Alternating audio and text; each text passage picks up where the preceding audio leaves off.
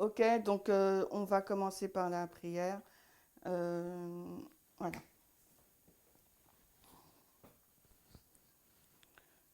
Nous te remercions, Seigneur, pour le souffle de vie que tu maintiens en nous, pour cette occasion, cette liberté que nous avons de nous réunir pour nous exhorter mutuellement dans ta parole, que tu puisses permettre que ces échanges puissent être édifiants et fortifiants les uns pour les autres. Et nous te demandons de conduire cette étude. Dans le nom de Jésus, nous te demandons ces grâces. Amen.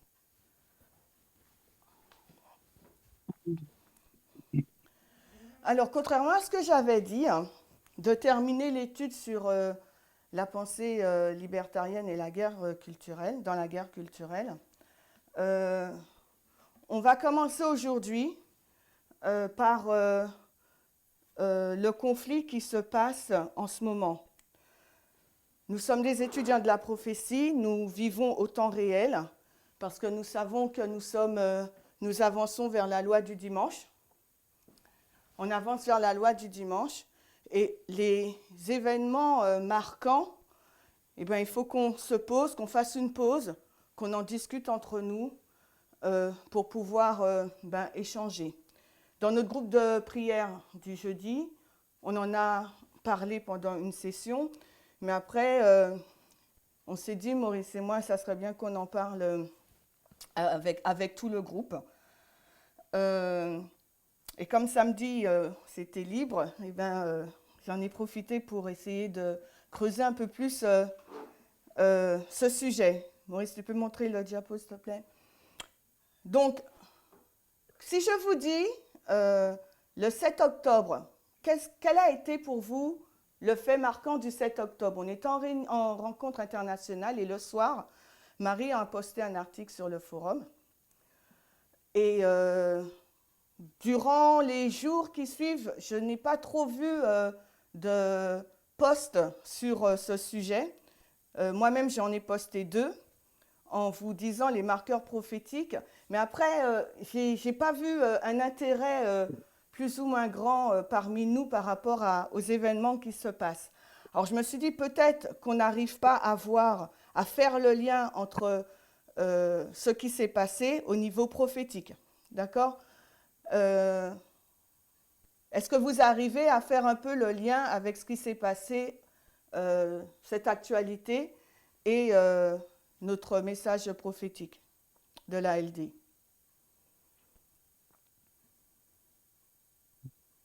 Alors, je n'ai pas de réponse, je ne sais pas si vous m'entendez, donc c'est pas grave, j'ai continué.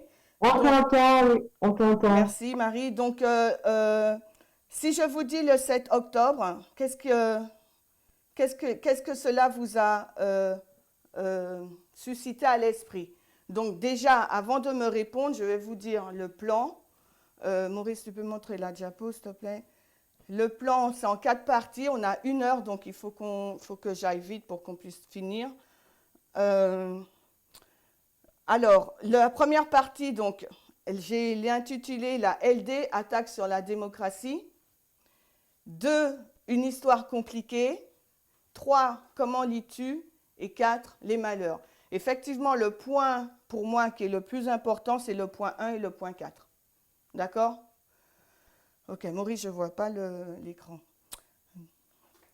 Donc, pourquoi je dis une attaque sur la démocratie selon vous? Est-ce que vous avez une idée?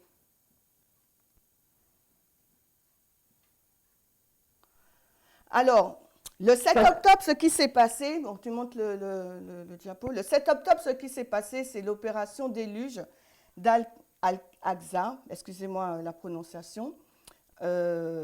Donc, vous voyez la carte, je ne vois pas Maurice, moi, voilà. Vous voyez la carte, et Le Monde le journal Le Monde a fait ce commentaire, ce dont l'ennemi a fait l'expérience est juste un avant-goût de ce que les brigades Al-Qod ont préparé.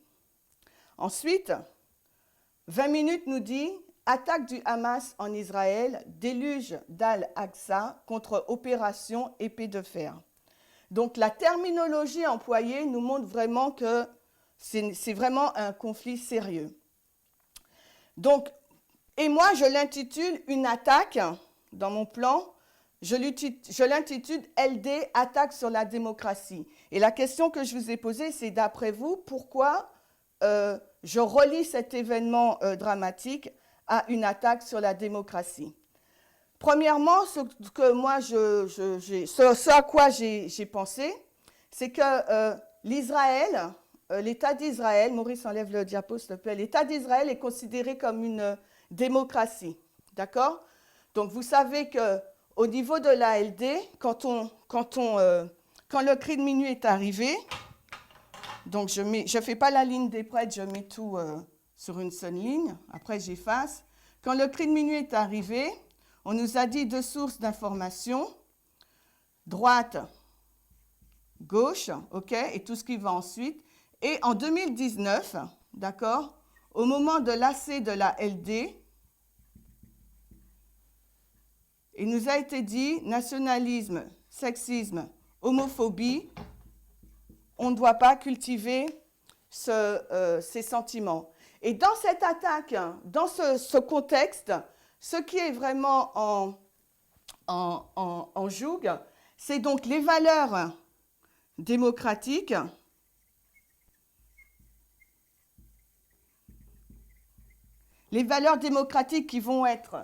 qui sont censées, je dis censées être, ne pas être nationalistes, sexistes, homophobes, d'accord ?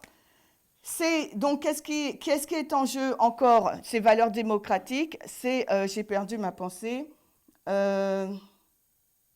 J'ai perdu ma pensée. Anyway. Donc on voit qu'il y a, voilà, ce qui forme une démocratie, c'est donc cette séparation de pouvoir. Donc, quand on parle de séparation de pouvoir, on pense donc à l'exécutif, au législatif et au judiciaire. Donc, quand une nation se dit défendre donc les droits humains, ok, à des élections libres et transparentes, et à une séparation de pouvoir, cette nation est considérée donc comme démocratique. C'est la raison pour laquelle l'État d'Israël est considéré comme une grande démocratie au sein du Moyen-Orient. Est-ce que tout le monde me suit? Oui. On voit donc les alliés d'Israël qui sont donc toutes les nations, on va dire. Le premier allié, c'est les États-Unis, l'Occident et les nations occidentales, on va dire, si on peut dire, l'Europe, entre autres. Et dans cet État israélien considéré comme donc démocratique, nous sommes dans un conflit où une autre partie dit « Attention, vous dites que c'est un pays démocratique, mais non, on va le voir après. » Comment on va relier tout ça avec l'ALD?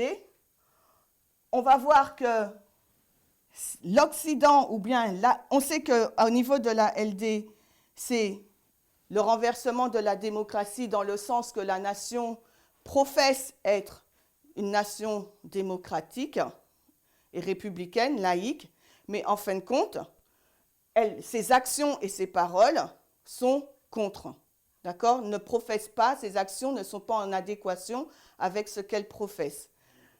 Donc, on sait que dans ce conflit-là, même si nous, on est focalisé sur les États-Unis, mais n'oubliez pas que les États-Unis ont une armée. Son armée, l'armée de Rome, c'est les pays dits démocratiques. OK? Je ne sais pas si vous comprenez la dynamique. Je relie cet événement au niveau prophétique par rapport à la LD. Parce qu'on sait qu'à la LD, les nations qui se disent démocratiques vont donc professer le contraire. Et comme l'ALD, ce n'est pas un événement qui va se passer juste comme ça, donc comme l'ALD, ce n'est pas un événement prophétique qui va arriver du jour au lendemain, avant que l'événement n'arrive, il faut qu'on le voie. Donc c'est pour ça, dans cet événement, je le relis. Ensuite, le sujet de la LD, on sait qu'il est très vaste. L'autre acteur qui rentre, il faut qu'on comprenne en quoi cet acteur, donc c'était le Hamas, c'est le Hamas, en quoi cet acteur, donc là maintenant c'est l'islam, en quoi cet acteur rentre, on va mettre l'islam radical, en quoi cet acteur rentre dans le sujet de la LD. Donc c'est une question qu'il nous faut donc nous poser, d'accord? Et relier cet acteur avec toute la ligne, vous comprenez? En lien avec, bien sûr, on va opposer, donc on va opposer notre modèle prophétique, les démocraties, versus, eh bien, si vous voulez, on va mettre dictature, ou on peut mettre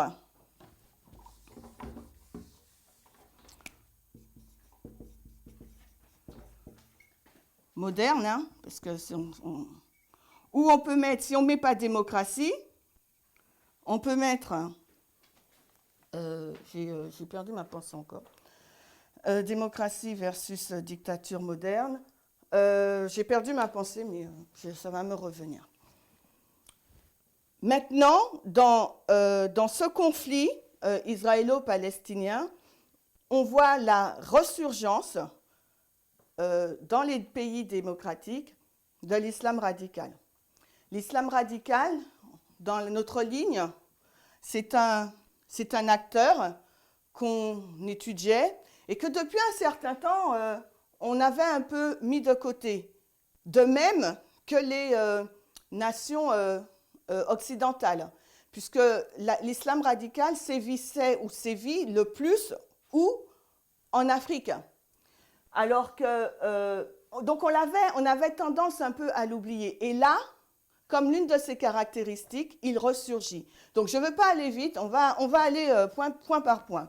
Donc ce que je vous disais, c'est qu'il nous faut donc prendre le conflit israélo-palestinien et le regarder avec l'œil prophétique. L'œil prophétique, c'est quoi? Prendre le contexte, les faits, et les superposer. Donc on va superposer plusieurs éléments, les superposer sur notre ligne prophétique pour comprendre ce qui va se passer à la LD et comment ça va accélérer ou changer les affaires du monde. Donc on va faire un peu une révision sur l'islam radical, mais aussi un autre élément qu'il ne nous faut pas oublier, c'est comment cet acteur va faire que la LD arrive pour que ces nations démocratiques deviennent une dictature moderne dont leurs actions, leurs paroles vont à l'encontre de ce qu'elles professent. Mais il ne faut pas oublier non plus le thème de la LD, qui est l'égalité des genres et le féminisme radical. Donc dans toute cette histoire, il nous faut remettre cet acteur au sein de la guerre culturelle, l'égalité des genres. Est-ce que c'est clair pour vous? Est-ce que je vais trop vite ou est-ce que c'est clair pour vous? Ça va pour moi. Pour les autres? Oui, c'est bon. C'est bon? Oui. Mais j'aurais préféré qu'on discute au lieu que je fasse une présentation. Donc, comme je vous ai dit, le 7 octobre, s'est passé un événement mondial, du moins un événement local qui a une répercussion mondiale. Quand cet événement s'est passé, tout de suite, j'ai dit à Maurice, ça c'est un marqueur, parce que ça a une implication, comme le 11 septembre. Ça aura une implication comme le 11 septembre, toutes les nations seront concernées et il y aura 2 blocs. Et depuis le 7 octobre, notre sujet de discussion ne tourne qu'autour de ça. Des fois, on est en désaccord, il y a des frictions, mais après, on essaye de considérer l'approche de l'un de l'autre. Mais néanmoins, on a compris quand cet événement s'est passé que c'était un événement important parce qu'il y avait une portée mondiale et que c'était l'un des acteurs qui fait partie de la LD et dont on ne faisait pas plus trop mention. Mais comme je vous dis tout le temps, dans le message, tout y est. Il suffit juste de retrouver la trace pour voir que Dieu nous a déjà tout dit. D'accord ? Avant l'événement du 7 octobre, des voix s'élèvent déjà pour alerter sur l'agissement de l'État juif envers les Palestiniens, sur le projet de l'État israélien par rapport à l'organe judiciaire. Ça, on l'a suivi sur le forum. Et sur le blocus sur la bande de Gaza depuis la victoire des élections du Hamas en 2007. Donc, c'est dans ce contexte-là, on n'aura pas le temps aujourd'hui de voir tout ça, d'aller en profondeur. Moi, ce que je veux vous montrer aujourd'hui, c'est juste vous susciter un intérêt pour que, par la suite, vous allez regarder par vous-même et fouiller et être peut-être plus alerte sur ce qui est en train de se passer. Je veux juste vous montrer les marqueurs prophétiques que j'ai relevés. Peut-être que vous aussi, vous allez en relever d'autres, mais je vous montre ce que moi j'ai relevé. Donc, ça a surpris tout le monde, c'était inattendu, et c'est l'une des caractéristiques des malheurs. D'accord ? Donc, le contexte, depuis 2007, il y a un siège, d'accord, dans la bande de Gaza par Israël. 15 ans d'occupation, 15 ans de siège du moins, et vraiment ça a développé, on va dire,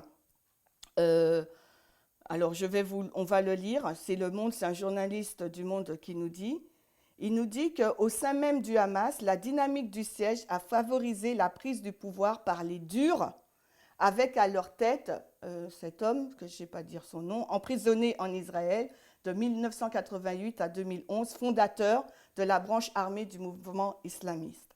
Donc, on voit que l'effet de cet embargo ou de ce blocus n'a fait qu'envenimer les choses. Mais comme je vous l'ai dit, on va le voir tout à l'heure, c'est une histoire compliquée, d'accord ? Donc moi, je ne veux pas rentrer vraiment dans le détail. Si vous voulez, je vous donnerai le PowerPoint où là, il y a vraiment bien plus d'articles et d'éléments pour étudier. Alors, comme je vous ai dit, moi, je suis vraiment focalisée sur le sujet de la LD. Mais dans ce sujet de la LD, moi, je suis, comment dirais-je, concentrée sur ce marqueur-là, sur ce thème-là. D'accord ? Parce que pour la LD, nous savons qu'il parle comme un dragon. D'accord ? Donc, ça... Bon, Maurice veut que je cite Apocalypse 13. Je ne l'ai pas dans mon texte. Donc, tu veux dire quoi, Maurice ?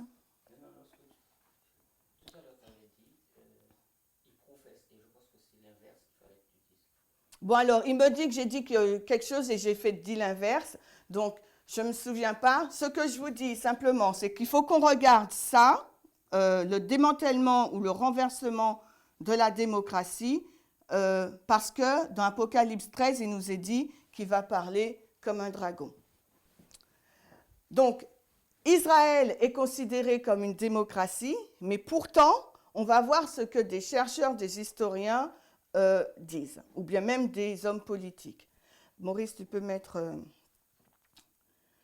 Alors voilà ce que Amélie Ferret nous dit. Lorsque le gouvernement a le contrôle des branches exécutives, législatives et judiciaires, la démocratie libérale n'existe plus. Donc ça, c'est Amélie Ferry qui nous dit, qui est une chercheuse dans l'Institution française des relations internationales. C'est paru dans France Info.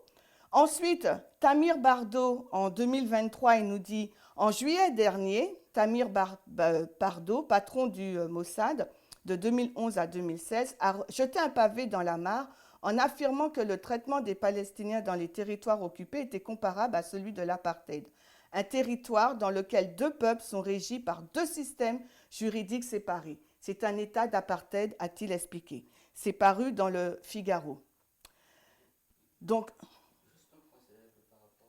mais ils ne t'entendent pas, Maurice, il faut que tu prennes ton micro. Non, mais parle dedans. Bon, alors vas-y, dis-moi.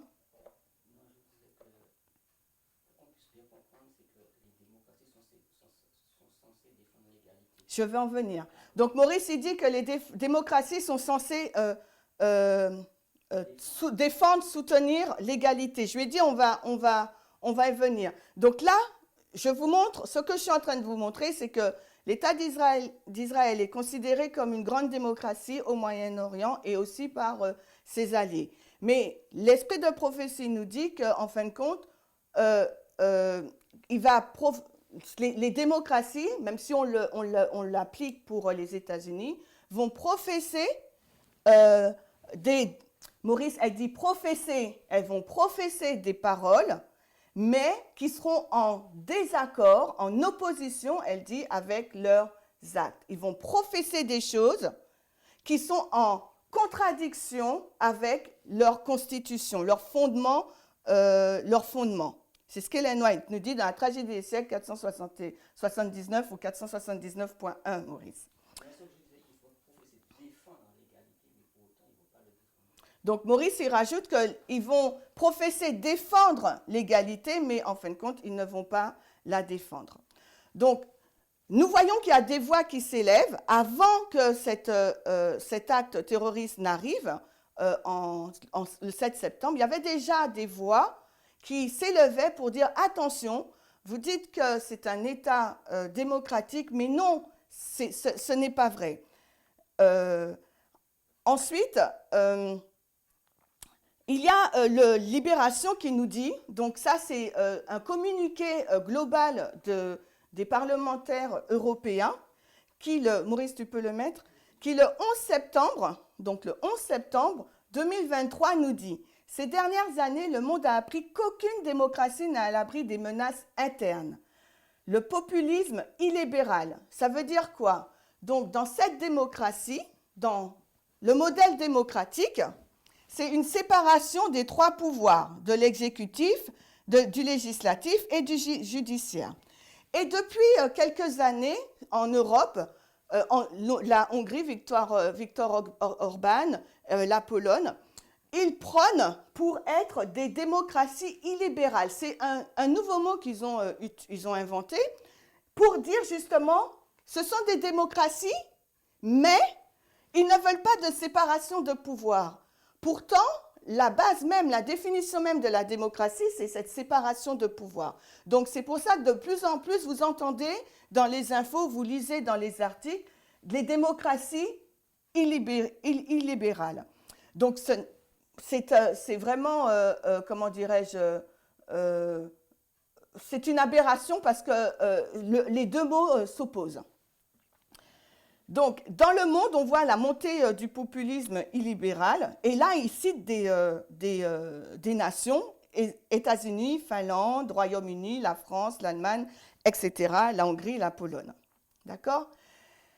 Et ensuite, ils disent il faut maintenir en place les institutions démocratiques et en particulier un système judiciaire indépendant. D'accord? Parce que, en fait, les Palestiniens risquent d'être les premiers à payer le prix du coup d'État judiciaire car il privera les dernières protections que leur offraient les tribunaux israéliens. Inversement, la préservation d'un État démocratique est peut-être la dernière chance de ranimer la solution à deux États. Et on va voir dans l'historique, si on a le temps, que la base du conflit, c'est vraiment la création de deux États indépendants. Donc, si en janvier, vous avez suivi, on a mis des articles sur le forum, depuis janvier 2023, il y a cette proposition de projet, ce projet de loi, pour qu'en Israël, donc le gouvernement, l'exécutif, le gouvernement puisse avoir le contrôle sur la Cour suprême. Et on a vu au fil des mois et des semaines les grandes manifestations de protestation contre ce projet de loi. D'accord?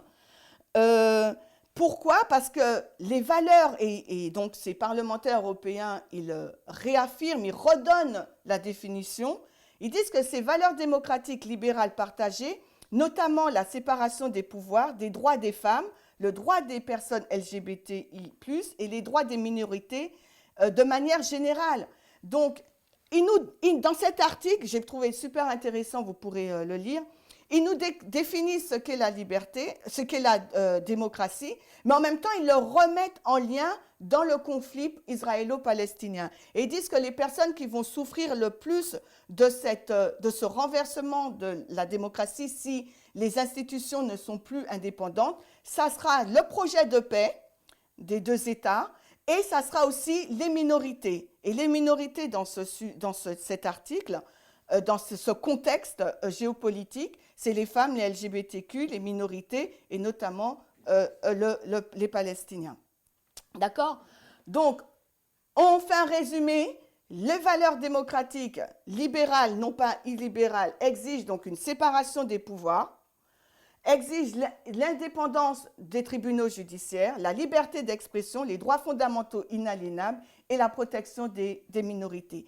Si ces valeurs ne sont pas en exercice au sein d'une nation, elle ne peut pas se définir comme étant une démocratie, d'une façon simpliste. D'accord? Chimène, j'aimerais juste rajouter quelque chose. Ah, Michael! Ah oui, bien sûr que tu peux. Vas-y. Ouais. Oui, donc en fait, tu es en train de montrer de coup que Israël, c'est en fait une démocratie de Essaye de façade. parler un peu plus fort. Attends, Maurice va augmenter, j'entends très faiblement. Vas-y, excuse-moi. Donc tu es en train de montrer finalement que Israël, en fait, est une démocratie de façade, ce qui est tout à fait vrai. Maintenant, je pense qu'il faudrait en fait s'interroger pourquoi justement, en fait, il y a donc depuis quelque temps, en fait, cette dérive justement au niveau de la démocratie en fait. Et donc moi, je pense que enfin, il y a un des éléments en fait, c'est que euh, il y a Israël en fait, donc ils ont en fait une mauvaise vision. Michael, est-ce que tu peux allumer parce que j'ai demandé à ce qu'on allume son écran parce que je suis toute seule, c'est difficile. Ouais. Merci. Donc, en fait, en Israël, en fait, on a donc des laïcs et des religieux. Et en fait, les religieux, ils ont une vision, en fait, la vision qu'ils ont, c'est une vision biblique, enfin, qui est fausse évidemment, et messianique de ce qu'ils appellent la terre promise, en fait. Alors, on va y arriver, Michael. Ah oui, Quand je vais y arriver sur ce point, tu le développeras au lieu que ce soit moi, d'accord?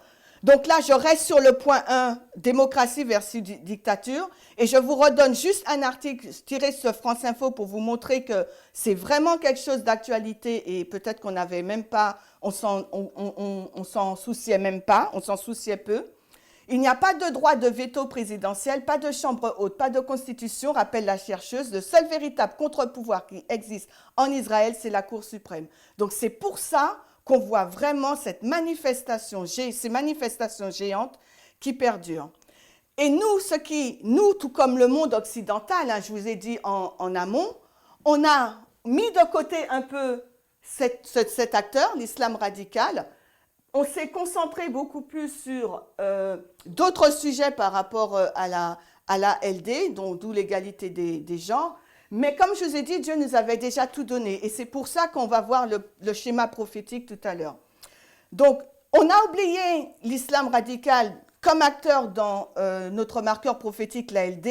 Et je vais vous rappeler ce que dit Ellen White. Elle nous dit que les anges retiennent les quatre vents, représentés par un cheval en colère, cherchant à se libérer et à parcourir toute la surface de la terre, amenant dans son sillage la mort et la destruction.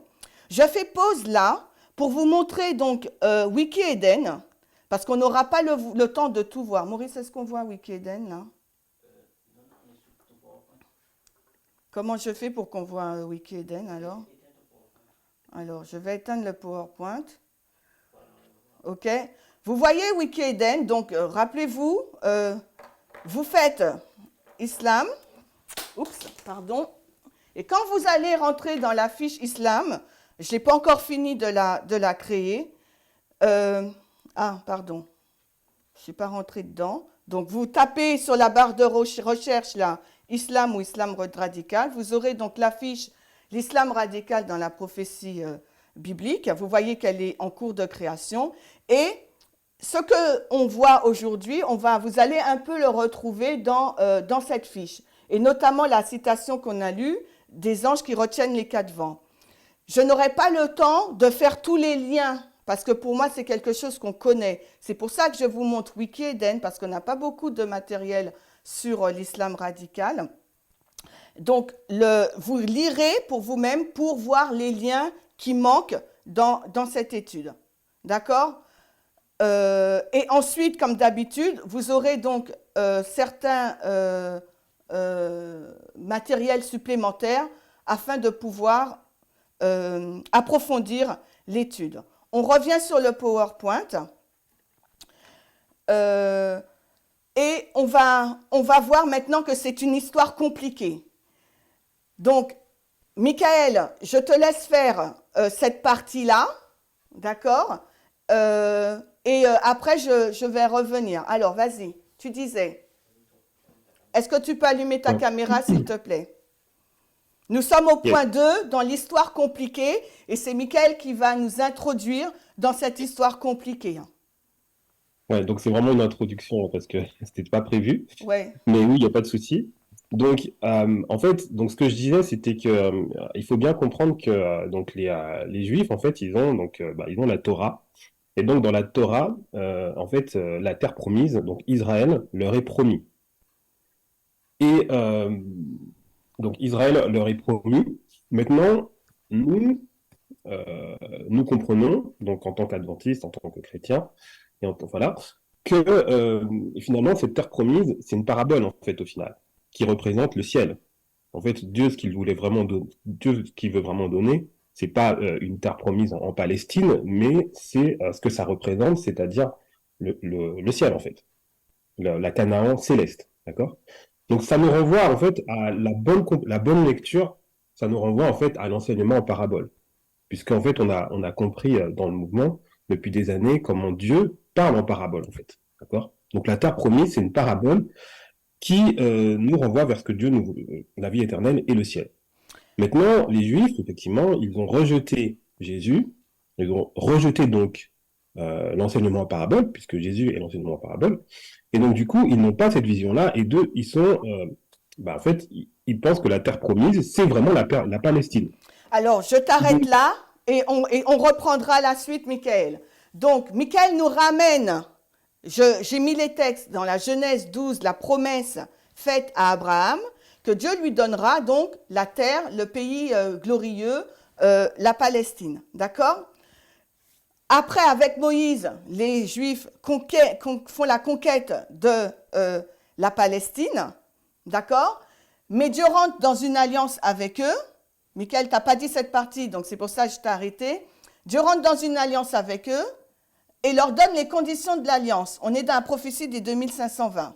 D'accord ? Donc, ceux qui ne se rappellent pas de cette prophétie des 2520, Natacha a fait une série qui se trouve sur le site d'LVS et sur le site d'Eden, il y a aussi une série sur les 2520, 2 séries qu'il y a.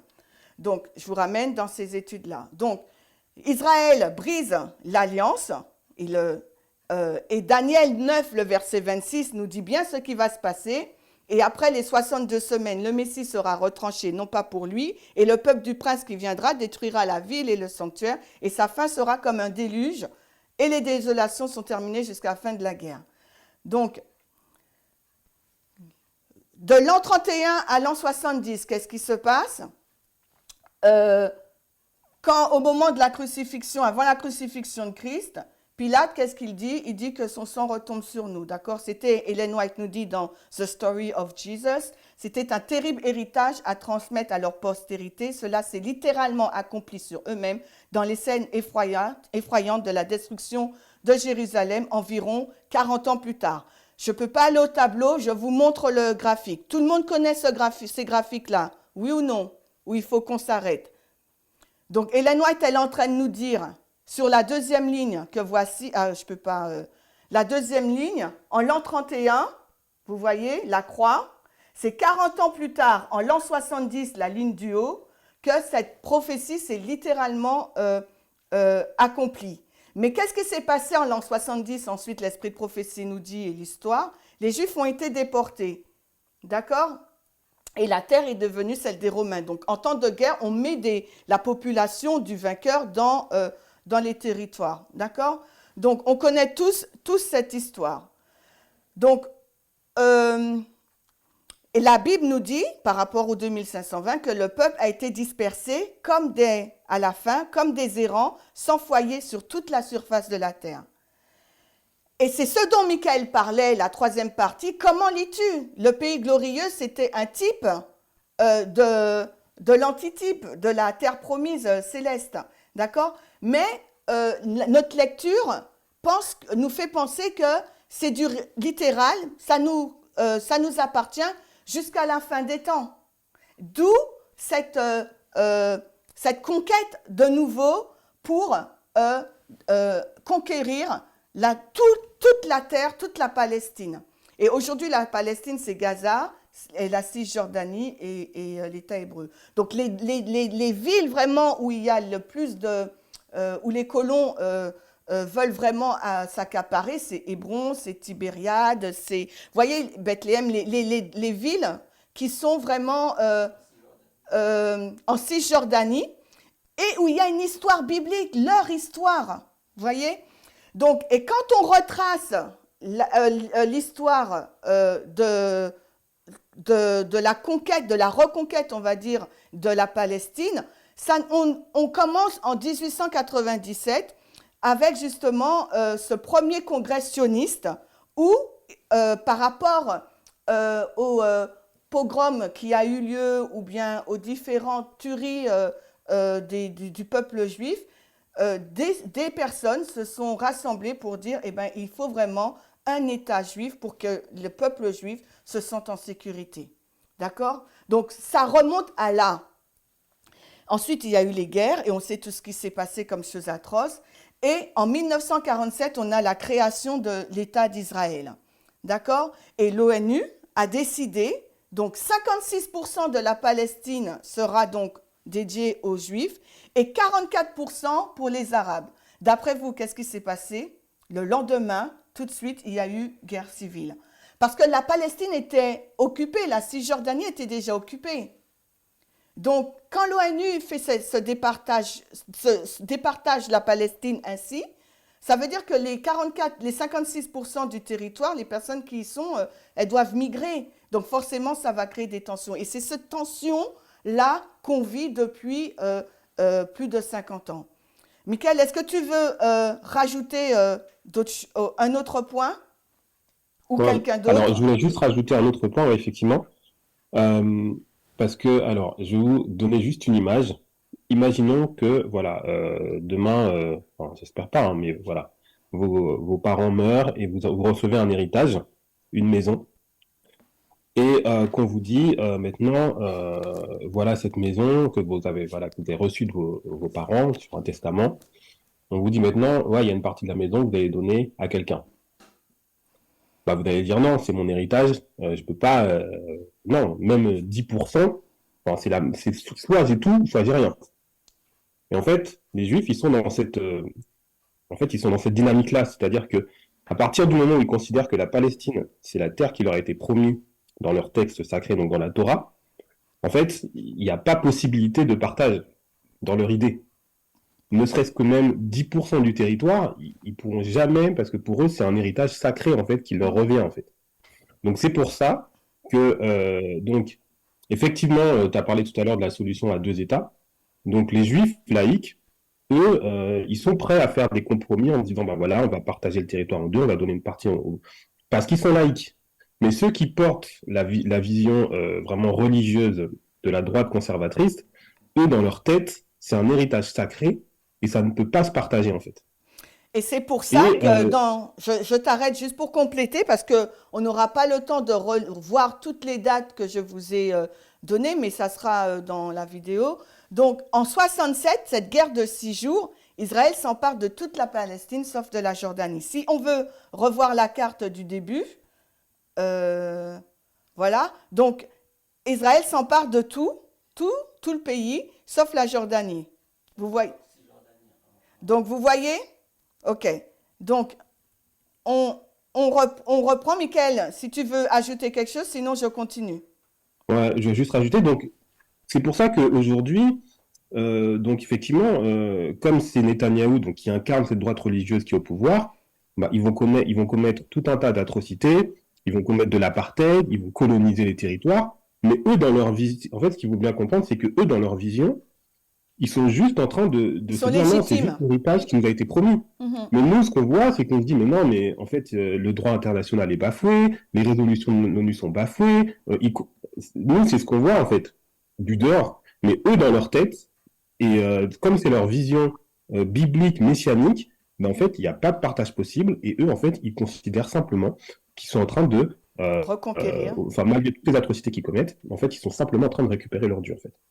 Et donc, c'est pour Exactement. ça et en fait, la clé du problème, c'est cette vision, cette fausse vision biblique qu'ils ont malheureusement, et qui fait que, en fait, qui fait que finalement, on peut pas avancer, que enfin, plus on va avancer et plus le conflit va se détériorer quelque part. Merci, Michael. C'est pour Je ça voulais, que j'ai intitulé cette troisième partie, je te donne la main, je termine ma pensée.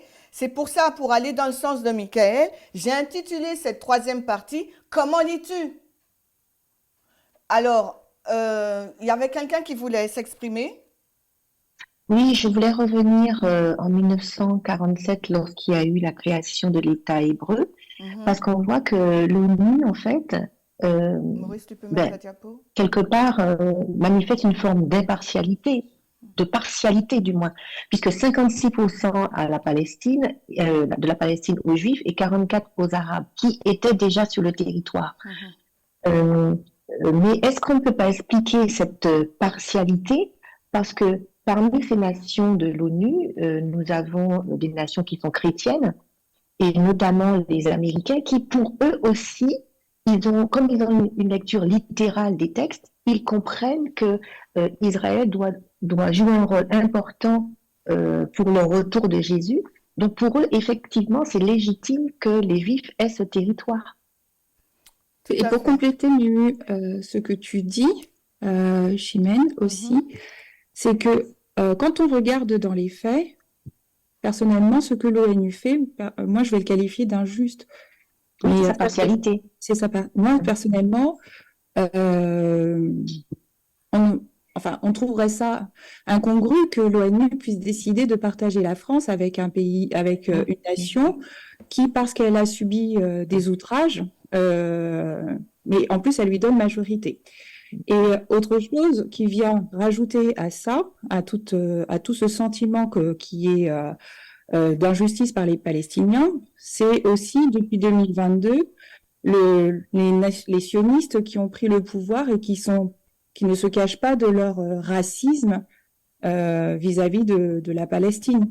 Donc, on a aujourd'hui plus du tout de séparation Église-État dans l'État hébreu, Mhm. que les nationalistes sont majoritaires et ils commandent parfaitement Netanyahou. Ok. Merci pour vos interventions. N'hésitez pas. Donc, on va revoir encore. Il y a une autre date aussi que j'aimerais qu'on voit. Donc, je vous ai dit 1947. Donc, cette séparation de la Palestine. Et dès le lendemain eh ben, de cette déclaration, il y a guerre en Palestine. Et on voit que tout le long, ça n'a pas arrêté les conflits, hein. Et en 1967, donc la Ligue arabe va créer l'OLP, l'Organisation de libération de la Palestine, d'accord? Et il y aura une guerre de 6 jours. Et là, qu'est-ce qui se passe? Israël prend tout. Donc là, c'est là que ça commence, ça devient dramatique parce que c'est pour ça quand vous écoutez les experts parler à la télé, ils font souvent référence à 1967 et aux accords d'Oslo, d'accord, de paix, sous Bill Clinton, il me semble, si je m'abuse. Donc, parce que ce sont vraiment deux dates phares dans ce conflit. Mais une autre date phare que j'aimerais vraiment soulever avec vous, puisque notre acteur, là, le 7 octobre, par rapport à cet acte terroriste, c'était le Hamas. Donc, il faut qu'on remonte aussi au Hamas. Donc, quand est-ce que ça a été créé? Donc, on nous dit, c'est un article du... ah, mais je ne sais plus. Je crois que c'est du Monde. Vous avez sur la géopolitique. Il nous donne toutes ces grandes dates. J'en ai sélectionné quelques-unes qui me semblaient intéressantes. Donc, l'intifada, ça veut dire soulèvement. Donc, et c'est aussi à ce moment-là qu'il y a la création du parti Hamas. Donc, ce qui est compliqué, je ne sais pas si on aura le temps de le voir, le Hamas a deux branches, politique et mouvement, mouvement islamiste, d'accord? Et donc, ce qui signifie que parfois, c'est l'organe politique qui prend le dessus pendant une certaine année, et après, on voit que dans l'histoire, plus loin, eh ben, il y a un renversement, et c'est l'organe mouvement qui prend le contrôle. Et c'est pour ça que on voit toute cette ambiguïté dans les discours et on ne sait pas comment parfois l'identifier. D'accord? Donc, et là, la Palestine, en 88, se déclare un pays et est reconnu par l'ONU. Reconnu par l'ONU. Mais cela n'empêche pas qu'il y ait encore des guerres civiles entre eux. D'accord? En 2002, l'ONU prône pour deux États indépendants, mais aussi pour que dans cette lutte qu'il faut qu'on voit on va remonter la carte, Israël est vraiment encerclé. Il y a le plateau du Golan et là il y a beaucoup d'eau. Et toutes les nations autour, Liban, Syrie, Jordanie, souhaitent avoir accès à ce plateau. Mais en 1967, Israël a conquis ce plateau. D'accord? Donc, Israël, lui, est entouré par le Liban, aussi la Syrie et l'Égypte, et ensuite la Jordanie. Dans cette prise de territoire, il a donné qu'une bande, une petite bande de terre qu'on appelle Gaza aux Palestiniens. Et en plus de ça, ne pas oublier qu'il y a un blocus qui date depuis dans les années 2000. Je crois que je vous ai dit 2007. Donc toute cette situation fait qu'il y a une tension dans la région. Et comme je vous ai dit, on approche de la LD et que le monde avait mis de côté l'islam radical, l'avait cantonné plutôt en Afrique, avait oublié, avait fermé les yeux aussi un peu sur la situation palestinienne, l'islam arrive vraiment l'islam radical arrive vraiment par surprise. Mais quelque chose qu'on voit aussi, on verra quand on entrera dans la 4e partie, le schéma prophétique. Je n'ai pas eu le temps de chercher bien en profondeur, mais on voit ce quartet. Et ceux qui connaissent le rôle de l'islam, et notamment les malheurs dans la prophétie biblique, le chiffre 4 on le retrouve toujours au niveau des malheurs. Les 4 puissances européennes, les 4 sultans. Et maintenant, dans notre histoire aussi, on voit ce quartet. C'est vrai que ce n'est pas 4 littéral, mais on l'appelle le quartet, qui est représenté par différents pays. On va peut-être y aller plus tard. Donc, on voit que des actions sont faites au niveau international pour que la situation au Moyen-Orient, plus ou moins en Palestine, puisse s'améliorer pour le sort des Palestiniens, mais les choses n'avancent pas. Il y a un peu d'espoir et après, finalement, il n'y a plus rien. Et maintenant, si on vient dans les 2 années auparavant, en 2021, on voit qu'il y a eu 11 jours de guerre entre le Hamas et le djihad islamique versus Israël. Donc on voit qu'il y a une coalition de l'islam radical, de 2 branches. Et si je ne m'abuse, le djihad islamique, il est, je ne sais pas si au Liban, je ne sais pas si je m'abuse. Non, au Liban, c'est Hezbollah. Bref, je ne sais plus. Donc, on voit qu'il y a un rapprochement des branches de l'islam radical en 2021 et ils font la guerre à Israël. Donc l'Égypte, qui est un acteur principal aussi au sein du Moyen-Orient. Et quand on comprend, on connaît, on se rappelle du moins du deuxième malheur, on retrouve aussi l'Égypte et la Turquie dans les malheurs. Donc pour nous, dans notre histoire, c'est pour ça qu'on retrouve aussi ces acteurs principaux dans ce troisième malheur. OK? Donc là, je vous ai simplement mis les différentes dates qui ont amené au 7 octobre. Et une date qui un élément d'information qui est souvent dit, c'est ce rapprochement, cette normalisation des pays arabes avec Israël, qui a été aussi un déclencheur. On nous dit qu'en 2022, les Émirats unis, troisième pays arabe, installent une première ambassade en Israël. Rappelez-vous, sous l'ère de Trump aussi, Trump avait fait une déclaration par rapport à son ambassade à Jérusalem. D'accord? Après, le 13 septembre, il y a aussi un plan de développement à l'amélioration de la vie en Gaza. C'est une demande du Hamas et un cessez-le-feu. En 2022 aussi, on voit un accord jordanien-israélien par rapport à, je vous donne de l'eau, rappelez-vous le plateau du Golan, je vous ai dit il y a beaucoup d'eau et il est très convoité. Donc, je vous donne de l'eau, vous me donnez de l'énergie, ok, de l'énergie solaire.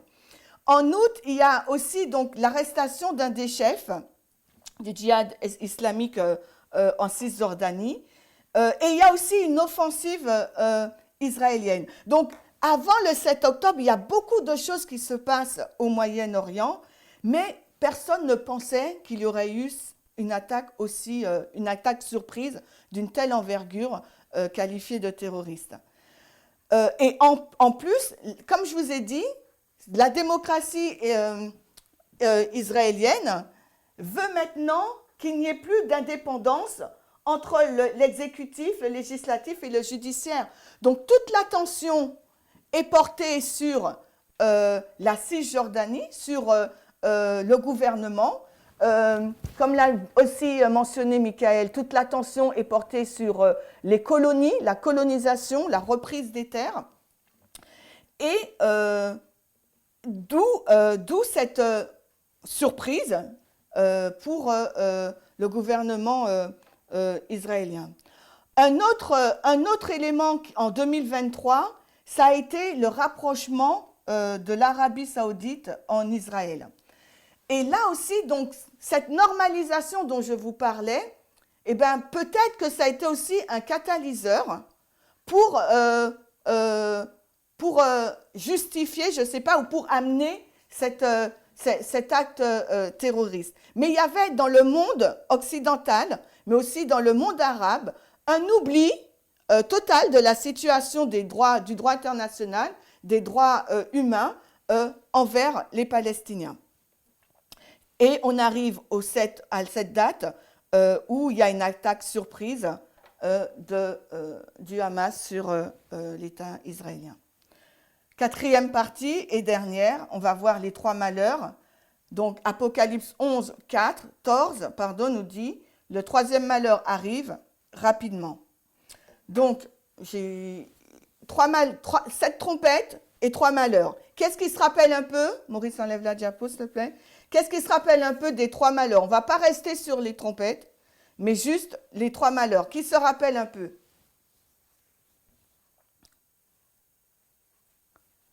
Je suis vraiment toute seule aujourd'hui. Alors, on va avancer. Je ne me rappelle plus. Non, mais je veux entendre ceux qui se rappellent, pas ceux qui ne se rappellent plus. Bon, personne? Ok. Tu peux reprendre ta question, Chimène? Alors, est-ce qu'on se rappelle des 3 malheurs? Donc, je vais mettre la diapo parce qu'il faut qu'on avance. Je me suis concentrée sur les 3 malheurs. D'accord? Donc, les 4 premières trompettes, il n'y a pas de malheurs qui y sont rattachés. Elles combattent la Rome païenne. Les 3 dernières, il y a des malheurs qui sont rattachés. Mais ça ne veut pas dire que quand le malheur arrive, la trompette est finie. Donc ça, c'est notre compréhension d'il y a plusieurs années.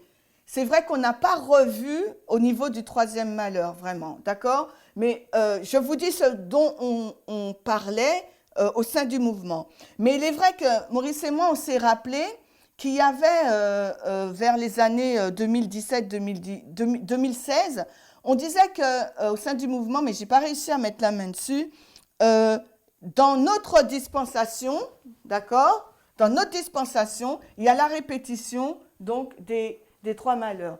Donc, je ne sais pas si c'est quelque chose qui est toujours valable ou pas. Donc, comme je n'ai pas retrouvé ce qui se disait, je vous donne simplement la compréhension basique. 5, 6, 7 trompettes auxquelles sont rattachés trois malheurs. Premier malheur, donc 150 ans. Deuxième malheur, à l'époque des Millérites, 391 ans et 15 jours, qu'on superpose, le 11 août 1840 à l'événement pour nous du 11 novembre, la chute des Turcs. Parce que c'est là qu'on voit les actions de l'islam radical dans notre dispensation. Je vais juste rajouter du coup. Vas-y, allume ta caméra s'il te plaît. Parce que je te vois Donc, pas. en gros, le premier malheur, c'est vraiment donc c'est la montée de l'islam, Ouais. mais c'est vraiment des tribus. Enfin, c'est à l'époque, donc ça commence en T'as pas 606, allumé ta donc, caméra, Michael. à l'époque de voilà, à l'époque de Mahomet, donc c'est l'expansion de l'islam, mais c'est vraiment voilà, c'est tout un ensemble de tribus. La deuxième trompette, c'est matérialisé par un empire. Donc c'est l'Empire La ottoman. En fait. sixième trompette, tu veux Le dire? deuxième J'ai pas malheur. compris. Le deuxième, qu'est-ce que j'ai dit? La deuxième trompette. La sixième trompette, donc c'est toujours la même dynamique, donc c'est toujours une montée de l'islam radical, mais cette fois, on a un empire en fait. Donc c'est l'Empire ottoman qui va émerger. Et la dernière trompette, bah, c'est l'ensemble des deux, sauf que c'est cette fois mondial en fait. Merci. Voilà. Est-ce qu'il y a une autre personne qui veut rajouter quelque chose et on avance? Sinon, on avance. Je vois l'heure avance aussi sur moi. Donc, ce qu'on va voir, on analyse les malheurs rapidement. Donc, c'est ce que Michael a dit. Premier malheur, les Mahométans, donc les tribus, voilà. Donc, les caractéristiques, maintenant, on va se focaliser sur les caractéristiques. C'est quelque chose qu'on connaît, hein, donc c'est juste un rafraîchissement. Frappe soudainement et de manière inattendue. Le deuxième malheur, c'est l'Empire ottoman. Donc, l'Empire ottoman, il contrôlait aussi la Cisjordanie, hein, jusque dans les années 1516 et compagnie. Hein. C'est l'Empire ottoman, le conflit entre la Turquie et l'Égypte, d'accord? Roi du Nord, roi du Sud, Daniel 1140a, d'accord? Donc, les caractéristiques, ils vont frapper soudainement et de manière inattendue avec des explosifs. Donc, troisième malheur, on appelle ça la triple application. Donc, ça sera également donc l'islam radical. Et dans l'islam radical, on voit qu'il y a plusieurs branches aussi. Et là où on les voit vraiment de façon mondiale et que ça a une répercussion mondiale, c'est dans l'événement donc du 11 septembre. Et c'est aussi une frappe soudaine et de manière inattendue avec des explosifs. Ce que j'ai rajouté, que c'est aussi une guerre idéologique. Donc, si c'est une guerre idéologique, on ne peut pas éradiquer. D'accord? Portant sur un rejet, parce que rejet de la société démocratique occidentale contre les droits humains, c'est une guerre religieuse de procuration et d'information. Et c'est exactement ce qu'on voit aujourd'hui. Quand vous écoutez ou vous lisez les informations par rapport à ce qui s'est passé le 7 octobre, ou même les actions en Afrique avec ces groupes terroristes, c'est exactement ça. Ils arrivent soudainement, de façon inattendue, et ils ont aussi... ils sont contre les droits humains. En fin de compte, c'est une union Église-État. Qu'est-ce qu'il y a, Maurice? C'est une union Église-État parce que comment dirais-je, le religieux est mélangé avec le politique. Mais on va y arriver un peu plus tard. Donc, le premier malheur, il pouvait blesser les armées de Rome. Le deuxième malheur, ils pouvaient tuer les armées de Rome. Donc par conséquent, pour nous aussi, le troisième malheur, ils peuvent tuer les armées de Rome et c'est ce qu'on voit. Les armées de Rome et la Rome moderne, c'est le roi du Nord et toutes les sociétés qu'on a vues au départ qui sont alliées au roi du Nord et qui incarnent donc la démocratie. Jusque-là, est-ce que ça va? S'il vous faut donc vous rappeler, il y a une carte, elle n'est plus sur le site, mais vous allez la trouver sur Wiki-Eden, qui relate un peu donc l'histoire des trompettes et des malheurs. Est-ce que ça va jusque-là? Oui, est-ce que je peux dire quelque chose? Vas-y, Marie. Peut-être qu'on a dépassé, hein, mais bon, je n'ai pas pu parler avant. Selon Wikipédia, en Israël, ce sont des Ashkénazes et ce sont des séfarades. Et autre chose par rapport au malheur, par rapport à ce qui s'est passé, par rapport à la guerre, quoi, qui a déclaré. En fait, on n'utilise plus on regarde plus le calendrier karaïte, mais c'était la fête des trompettes. Et je crois qu'il y a un séminaire qui a été fait, je crois que c'était pas Mender, qui a dit les trompettes, ce sont des événements. Je crois toi aussi, toi tu as fait cette étude aussi, je crois. Ce sont des événements. Et voilà ce que je voulais dire, c'est que ce que j'ai compris par rapport aux recherches que j'ai faites. Je te remercie, Marie. Est-ce qu'il y a quelqu'un d'autre qui veut dire quelque chose? Sinon, j'avance. Il me reste encore 10 minutes, je crois. Alors, comme je vous ai dit, je n'ai pas le tableau, donc je peux pas trop écrire. Et ça m'handicape dans mon enseignement. Donc, je voulais juste vous montrer un point. Après avoir vu donc le graphique et les trompettes, les malheurs dans les trompettes, vous savez que notre ligne, avant le TDF, on doit pouvoir remonter l'événement qui va donc nous réveiller, qui est censé réveiller le peuple de Dieu. Donc, dans cet islam radical, quel serait donc, selon vous, l'événement qui devrait nous réveiller? Certains peut-être me diraient donc la guerre d'Afghanistan, d'accord? Mais dans mes recherches, ce que j'ai trouvé d'intéressant, c'est la révolution iranienne. Pourquoi je l'ai trouvée intéressante? Parce que c'est dans cette période de temps, là, 79, et à partir de 79 jusque dans les années 80, et bien justement, il y a énormément de choses, de changements qui se passent, bouleversements au niveau géopolitique. Et il y a cette transition de régime qui va se faire.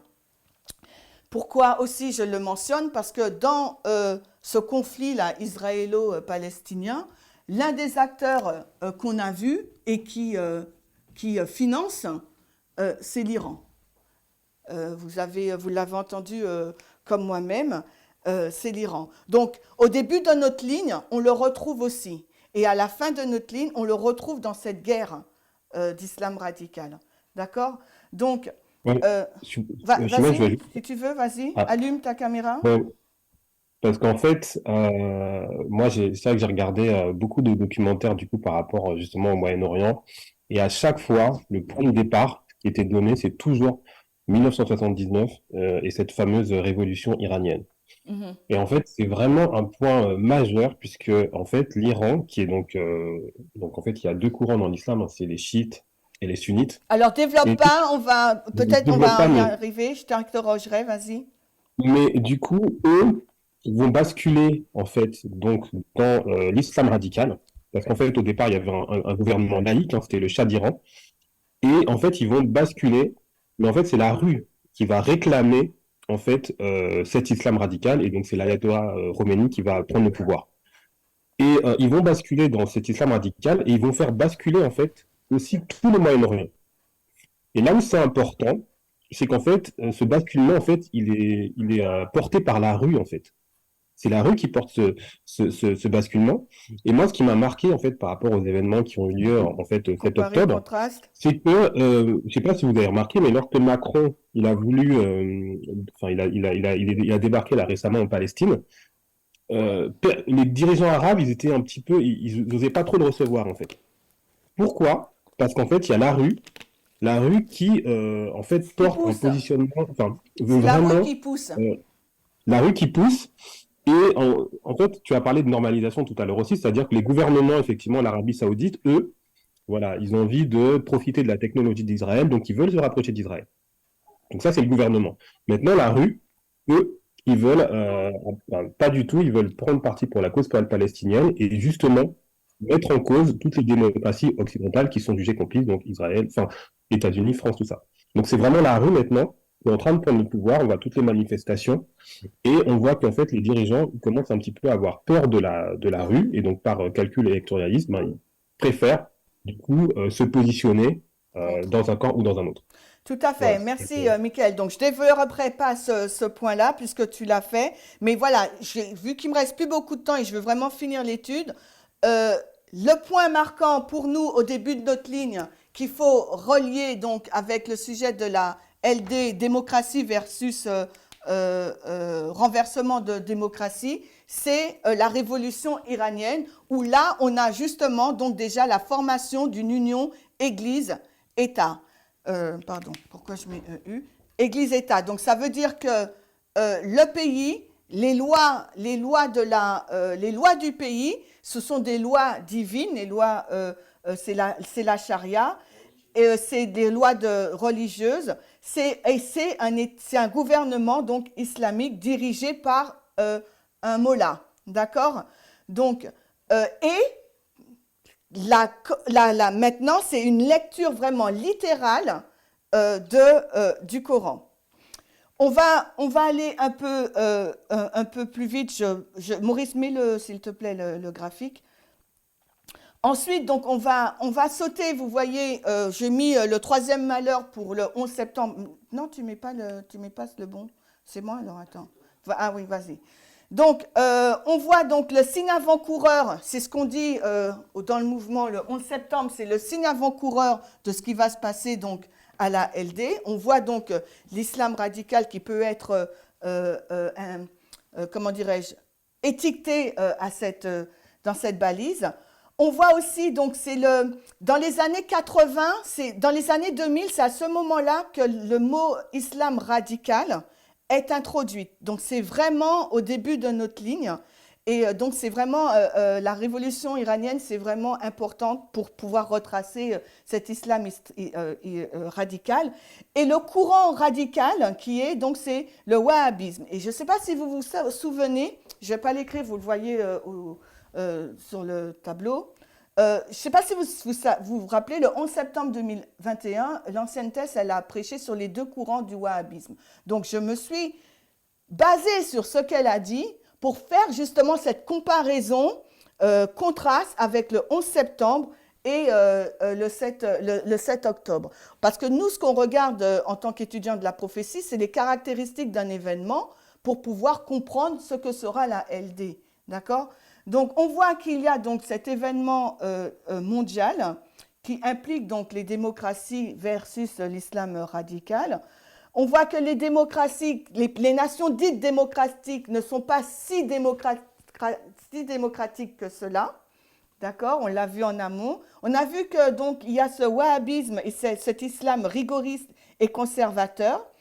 On a vu qu'il y a donc cette union Église-État et avec ce courant chiite, d'accord, qui regroupe donc l'Afghanistan, l'Iran, l'Irak, l'Azerbaïdjan.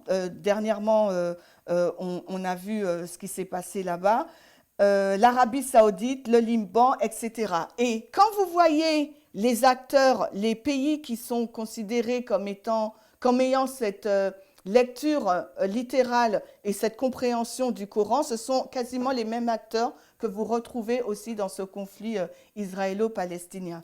Donc cette comparaison contraste peut être faite ainsi. Ce que je voulais vous montrer sur cette frise, mais on ne va pas entrer dedans parce que j'ai pas le temps, c'était le développement de ce conflit des pays occidentaux versus l'islam radical. Dans le conflit irakien, dans le conflit de la Syrie et aujourd'hui qu'on voit dans le conflit israélo-palestinien.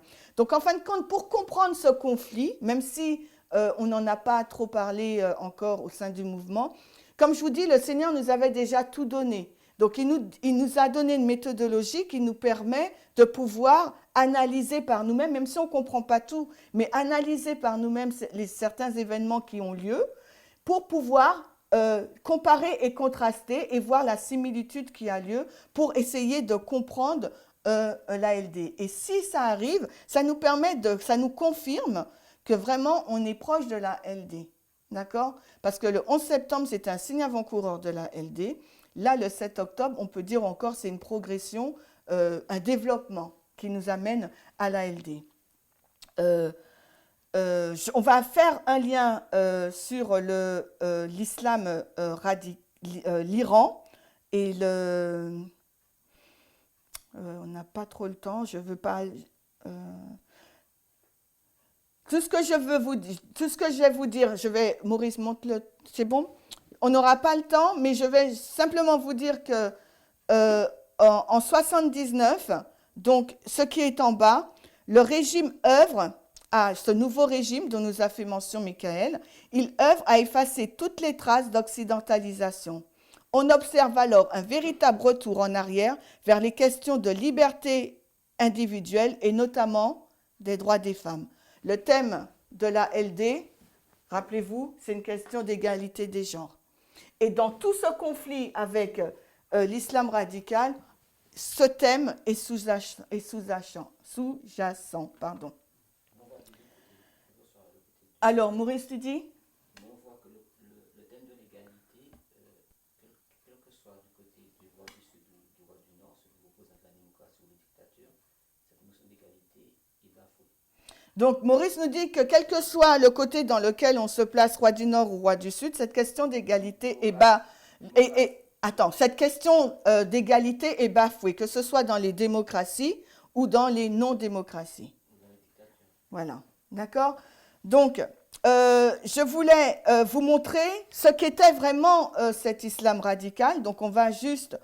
et je ne sais pas si vous vous rappelez quand l'ancien Parmenter, il avait fait dans un committee en 2020, il avait parlé de la religion musulmane. Et en fin de compte, il nous avait dit, quand vous regardez, c'est les mêmes critères que la chrétienté, parce qu'ils ont comme nous le jeûne, la prière, l'éducation, je ne me rappelle plus trop. Donc, eux, qu'est-ce qu'ils disent? Ils disent que le mot djihad, ça veut dire faire un effort. Donc, l'effort de pouvoir entrer dans une sphère supérieure pour rechercher Dieu.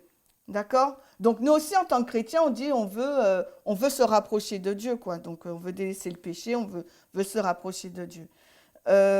Ensuite, ça veut dire aussi qu'il y a un engagement dans la guerre.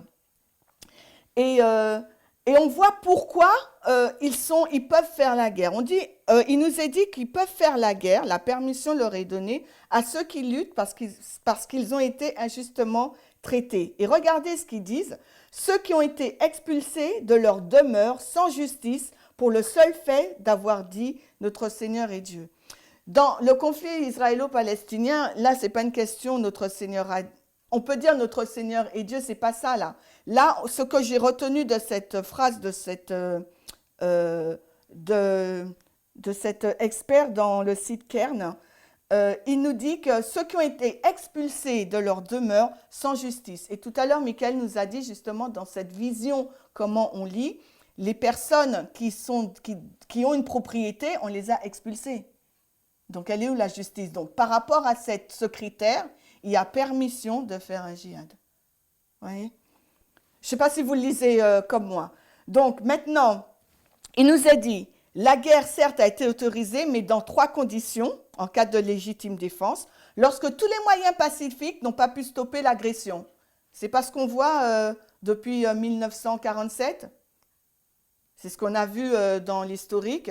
C'est la création 56% des terres pour Israël, 44% pour la Palestine, blocus, etc. Donc voilà, en cas d'oppression, lorsque la liberté d'expression n'est pas respectée ou lorsque les propriétés sont spoliées. D'accord. Ensuite, Kern continue de nous dire l'islam, en fin de compte, il ne faut pas, il faut pas confondre islam et islamiste. Et on va lire. Il nous dit que c'est au début des années 80, et c'est ce que je vous ai dit, donc vraiment au début, avant le début de notre ligne, du temps de la fin, c'est là qu'on voit donc cette radicalisation, notamment avec le modèle de l'Iran, cette radicalisation entrée qui va conduire au temps de la fin et aux événements qu'on connaît. Donc, et dans cet islamisme qu'on appelle, il y a non seulement le mouvement djihadiste, mais il y a aussi cette notion religieuse et politique. Et c'est pour ça, en amont, je vous disais, des fois, il est compliqué de dissocier ou de faire la part avec les deux, qui fait quoi. Des fois, c'est le religieux qui prend le dessus, des fois, c'est le politique, en ce qui concerne le Hamas. Mais en tout cas, leur charte, c'est la charia. Donc, maintenant, dans ce courant wahhabisme ou islamiste, qu'on appelle néo-fondamentalisme, les pays, vous voyez, tu peux mettre la diapo, s'il te plaît, les pays qui sont concernés, donc selon Kern, hein, toujours, l'Afghanistan, le Pakistan, l'Iran, la Tchétchénie. Donc ça doit résonner, puisque en France aussi, on a eu ce genre d'attaque dernièrement avec un auteur tchétchène. D'accord? Donc, en fin de compte, il y a leur but, c'est réappropriation de la culture et du langage. C'est une guerre culturelle, donc par rapport aux valeurs locales, d'accord, aux valeurs versus les valeurs occidentales. Il y a donc cette loi, cette union Église-État, parce que c'est la loi, la charia, c'est la loi du pays, qui est politique et religieuse, mais aussi qui gère l'économie. Et à ce retour, Kern nous dit, précolonial, reconnexion à l'univers de la culture précoloniale. Donc, quand on dit précolonial, on parle des empires. D'accord. Qu'est-ce que je peux vous dire d'autre pour finir? Eh ben, on va lire ça. Le wahhabisme est donc un fondamentalisme souhaitant restaurer les mœurs islamiques sur une base rigoriste, une idéologie puritaine, anti-réformiste et anti-intellectualiste, très austère et ultra-conservatrice. Je vais m'arrêter là puisque je n'ai plus de temps, mais pour résumer, en fin de compte, ce que je voulais voir avec vous, c'était donc ce schéma prophétique. Ce schéma prophétique, tu peux enlever l'image, Maurice. Ce schéma prophétique, on est donc dans la ligne des 144 000. Et comme notre méthodologie nous le montre, 10 ans avant, Dieu envoie quelque chose, permet qu'il y ait un événement dans le monde pour nous réveiller. Mais l'adventisme dort, d'accord? On n'a pas du tout été réveillés par ces événements. Certains d'entre nous n'étaient même pas encore nés. Mais voilà, il y a dans l'histoire des 144 000 qui nous mène à la LD, il y a plusieurs acteurs. Le thème, c'est le féminisme radical, l'égalité des genres. Mais dans cette histoire de loi du dimanche qui a agité, on sait que c'est une lutte entre le maintien des démocraties, d'accord, qu'elles doivent être en accord avec leurs valeurs démocratiques, versus la montée du populisme ou des dictatures modernes. Mais en plus de ça, en plus de cette dynamique qu'il y a au niveau de la loi du dimanche, il y a aussi cette guerre culturelle dans laquelle le monde entier est baigné. Et on voit que dans le nouvel acteur, c'est pas un nouvel acteur, mais l'acteur qui a pris le monde entier par surprise au début du mois, lui aussi, au sein même de son organisation, est au sein de cette guerre culturelle. D'accord? Mais il ne faut pas oublier ce que la Bible nous dit que les vents retiennent et que c'est Ellen White nous dit, c'est un cheval en colère, cherchant à se libérer et qui donc amène dans son sillage la mort et la destruction. Donc dans notre histoire de loi du dimanche, quand on voit, on est pris par surprise, d'une manière soudaine, inattendue, qu'on voit ces caractéristiques en lien avec l'islam radical, on sait encore une fois que le Seigneur veut nous réveiller, que les événements arrivent vraiment, qu'on se rapproche de la LD, afin qu'on puisse suivre et se demander où on est. Est-ce qu'on est éveillé? Est-ce qu'on suit vraiment les événements? Est-ce qu'on est interpellé par ce qui se passe? Est-ce qu'on arrive à analyser prophétiquement, sans parti pris, ce qui se passe dans notre dispensation? Est-ce qu'on comprend que ce sont des événements qui, pour nous préparer et nous prouver que tout ce qui a été dit dans le passé, ça se met en place? Donc, en tout cas, j'ai été très vite, je ne sais pas si on va poster la vidéo parce que je ne sais pas comment ça sera, si la qualité elle sera bonne, j'ai parlé très vite, mais on verra. Mais si c'est bon, on poste, vous pourrez revoir. Je vous invite, n'oubliez pas, à revoir donc la fiche Wiki Eden. Maurice, on le voit Vous faites, quand vous arrivez sur Wiki Eden, rappelez-vous, dans la barre de recherche, vous faites Islam. Là, on va vous mettre Islam radical. Il y a tout un résumé, un condensé de ce qu'on dit sur l'islam. J'ai retrouvé un document de James White au sujet des trompettes. Je vais le traduire et je vais le mettre en forme pour le mettre également dans cette fiche. Et puis, après, si vous voulez poursuivre l'étude, pourquoi pas, vous aurez de la documentation nécessaire et peut-être par vos propres recherches, étayer ce que j'ai dit et pour qu'on puisse en profiter tous. En tout cas, je vous remercie de votre écoute et pour ceux qui ont participé, merci beaucoup. Et je vais terminer par la prière.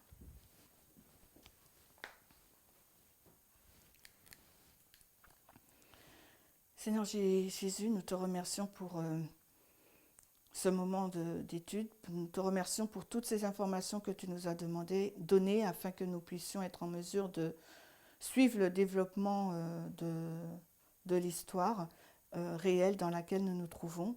Aussi triste que cela est, aussi éprouvant aussi, Seigneur, ces événements sont aussi éprouvants, terribles, mais je te prie vraiment d'être avec les nations du monde, afin qu'elles puissent, Seigneur, être véritablement ancrées dans ce qu'elles professent être. Mais nous savons que ce ne sera pas le cas. Mais nous te demandons néanmoins, comme tu nous l'as dit, de retenir les vents jusqu'à ce que tous tes enfants soient prêts. Nous te demandons ces grâces dans le nom de Jésus. Amen.